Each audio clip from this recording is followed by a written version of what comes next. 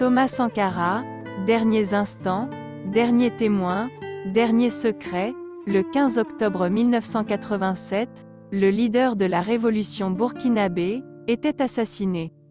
Voici ici reproduit le récit de la dernière journée du président du Faso. Les souvenirs sont ceux du rescapé Alouna Traoré, qui était dans la salle de réunion avec Sankara, ainsi que de Mariam, la femme du président.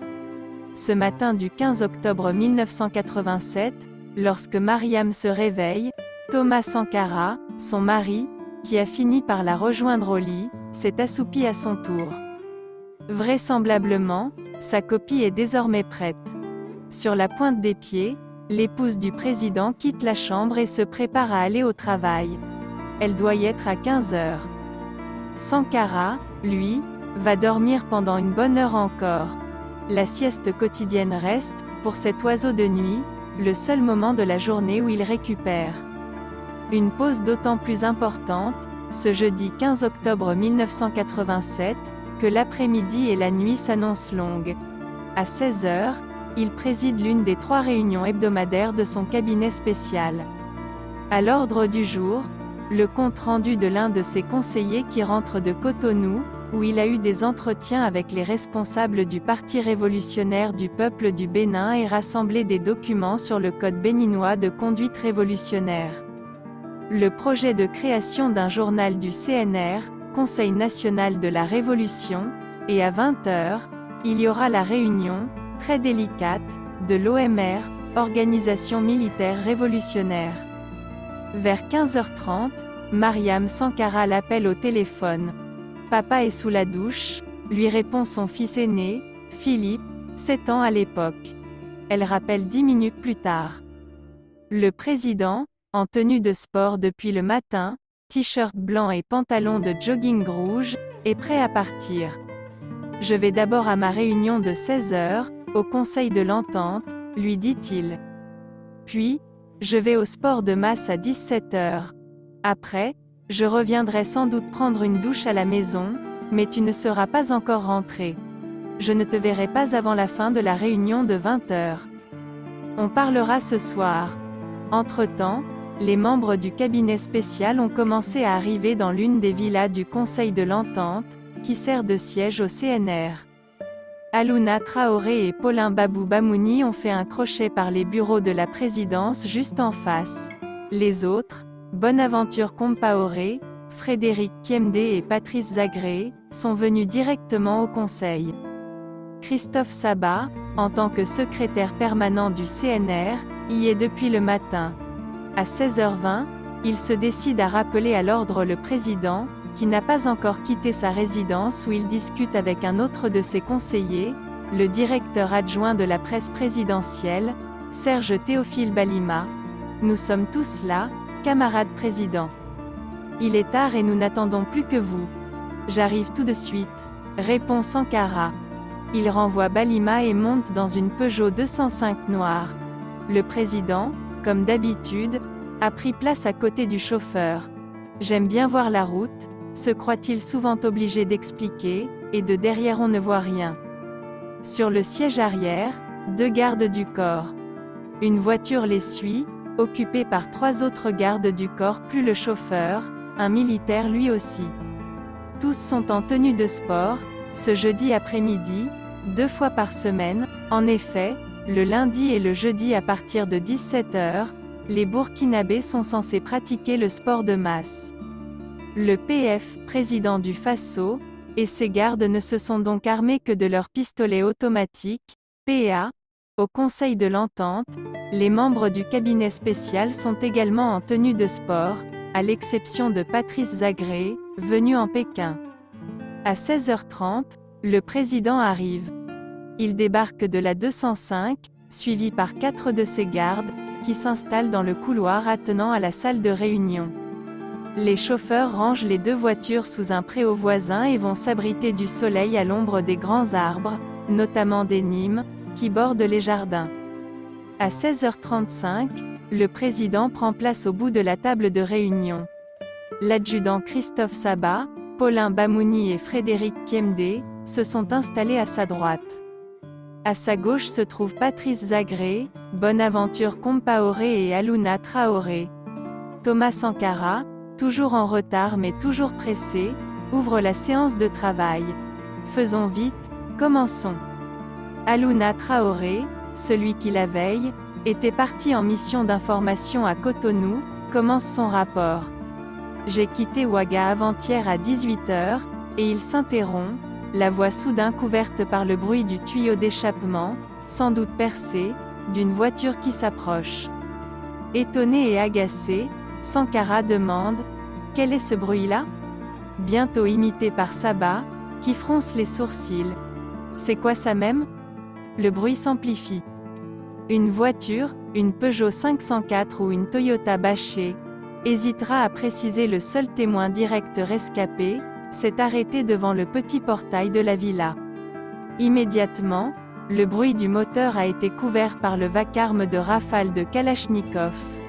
Les 7 hommes réunis dans la salle s'aplatissent au sol, se protégeant derrière les fauteuils.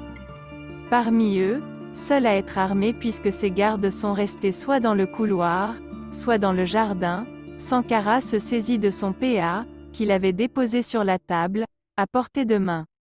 Du dehors, quelqu'un crie « Sortez! Sortez !» Sankara se relève, pousse un grand soupir et ordonne à ses conseillers « Restez! Restez! C'est moi qu'ils veulent !» Puis il quitte la salle de réunion, les bras en l'air. Il a à peine franchi la porte de la villa, témoigne Aluna Traoré, qu'il est littéralement canardé. Les assaillants étaient venus pour tuer. Les gardes qui veillaient dans le couloir, ceux qui, comme les 2 chauffeurs, étaient restés dehors, ainsi qu'un motard de la gendarmerie, Soré Patenema, venu par hasard apporter du courrier au siège du CNR, ont déjà été abattus par les premières rafales. Un ancien membre de la garde du président du Faso, surnommé Otis, est, depuis, réintégré dans les rangs des paracommandos de Pau, commandés par le capitaine Blaise Compaoré, qui en a fait un de ses chauffeurs, déboule dans la salle de réunion, pousse les collaborateurs du président vers la sortie. Dehors! Dehors! Sortez! Tous ceux qui obtempèrent sont abattus à leur tour. Au dernier moment, Patrice Zagré essaie de retourner se réfugier dans la salle de réunion. Une rafale dans le dos l'achève. Aluna Traoré, par un réflexe de peur ou de survie, les deux peut-être, s'est retrouvé couché sur le gravier mais vivant. Baignant dans le sang de ses camarades dont il entend, comme dans un cauchemar, les râles et les soupirs d'agonie, 4 membres civils du cabinet spécial, Paulin Bamouni, Patrice Zagré, Frédéric Kiemdé et Bonaventure Compaoré, et 8 militaires parmi lesquels l'adjudant Christophe Saba, un pauvre gendarme qui passait par là, les chauffeurs du convoi présidentiel et 4 gardes du corps. Regardant par-dessus son épaule, il voit Thomas Sankara par terre. 2 impacts sur le front l'ont immédiatement tué. Mais ce coup d'œil instinctif manque de coûter la vie au rescapé, qui entend quelqu'un crier « Il y en a un qui n'est pas mort. Celui qui est tout en bleu. » Qu'il se relève. Aluna Traoré, l'homme au jogging bleu, se met debout. On lui dit d'avancer puis de se recoucher par terre, entre 2 autres cadavres, ceux des 2 chauffeurs du convoi présidentiel. Il se tâte. Couvert de sang, il n'a pourtant aucune égratignure. Autour de lui, les commandos tirent toujours, mais, cette fois, en l'air, comme s'ils voulaient faire croire à l'extérieur que des combats acharnés se déroulent dans l'enceinte du Conseil de l'Entente. Et avec hargne, comme si eux-mêmes voulaient croire qu'ils se battent et se défendent réellement. Pendant longtemps, 30 minutes peut-être, ils usent ainsi leurs munitions. Aluna est toujours au sol. Du coin de l'œil, il voit s'avancer, en combinaison bleue de mécanicien, le chauffeur garde du corps du capitaine Blaise Compaoré, Amidou Maïga, virtuose du volant et de la Kalachnikov, qui le fixe du regard et dit à l'intention des autres assaillants « Laissez. Je vais l'achever. Un gradé. Je ne le connais pas, dira Aluna Traoré, il avait le visage balafré. S'y oppose et crie « Amenez-moi le rescapé. » On lui amène Aluna Traoré, à qui il ordonne de se coucher à nouveau. Le survivant essaie de ramper et de se rapprocher d'un mur. Mal lui en prend. Reste tranquille. S'entend-il apostropher. Sinon tu vas rejoindre les autres. Aluna se le tient pour dit. Combien de temps est-il resté ainsi par terre? 2 ou 3 heures, avance-t-il sans autre précision. Jusqu'à ce qu'un soldat l'interpelle à nouveau et le menace. Toi, tu as tout vu. On ne peut pas te laisser partir comme ça. Tu vas rejoindre les autres. Aluna ne réalise sans doute pas encore très bien sa situation. Il a dépassé le stade de la peur et s'est réfugié dans le monde de l'absurde. Depuis qu'il gît entre les cadavres, une image le hante, une photo de Mère Teresa, prix Nobel de la paix, au milieu de jeunes Indiens miséreux, qu'il avait longuement regardés le matin même. Et, pour l'heure, il n'a qu'une envie, uriner, et le dit. On l'y autorise et il va longuement se soulager entre les fleurs des jardins du Conseil de l'Entente, transformer cet après-midi-là en terrain d'exécution. On le fait ensuite monter à l'étage d'une villa où ont été regroupés des agents du CNR qui ont tout entendu sans avoir rien vu du drame, le médecin adjudant Youssouf Ouedraogo, adjoint de l'adjudant Christophe Sabat, tout le secrétariat de ce dernier, Laurent Caboret, qui travaillait aussi au CNR. Au milieu d'eux, il a la surprise de découvrir, blessé, un garde du président, Bossobé, dont on perdra la trace par la suite. La tenue de sport bleue d'Aluna Traoré est imbibée de sang. Ses mains, son visage, ses cheveux sont ensanglantés. On lui dit de se laver, puis de s'asseoir. Alors que le soleil s'est couché depuis longtemps, Aluna entend des voitures manœuvrer dans les allées du Conseil de l'Entente. Il risque un regard par la fenêtre. Les 13 cadavres ont disparu. Des camions-citernes sont en train de nettoyer, à grands jets d'eau, la scène du drame. Il passera la nuit dans les coulisses. Il ne dormira pas. Tournant et retournant dans sa tête la même question. Mais qu'est-ce que le président a bien pu faire pour mériter ça? Thomas Isidore Noël Sankara, président de la République du Burkina Faso, a été assassiné le 15 octobre 1987 à Ouagadougou. Témoignage de Mariam Sankara, l'épouse du feu président. Installée en France, Mariam Sankara se bat toujours pour que la lumière soit faite sur l'assassinat de son mari. Elle raconte à Jeune Afrique son 15 octobre 1987. Ce drame a bouleversé sa vie et celle de ses 2 fils. Malgré le temps passé, Mariam Sankara n'a pas oublié le 15 octobre 1987, jour de l'assassinat de son mari, Thomas. Elle était à Ouagadougou. Elle a quitté le père de ses 2 enfants en pensant le retrouver le soir même, mais ne le revit jamais.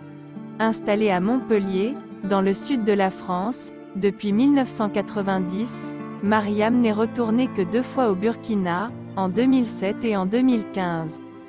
Voilà maintenant 30 ans qu'elle se bat sans relâche pour connaître la vérité et obtenir justice pour son mari.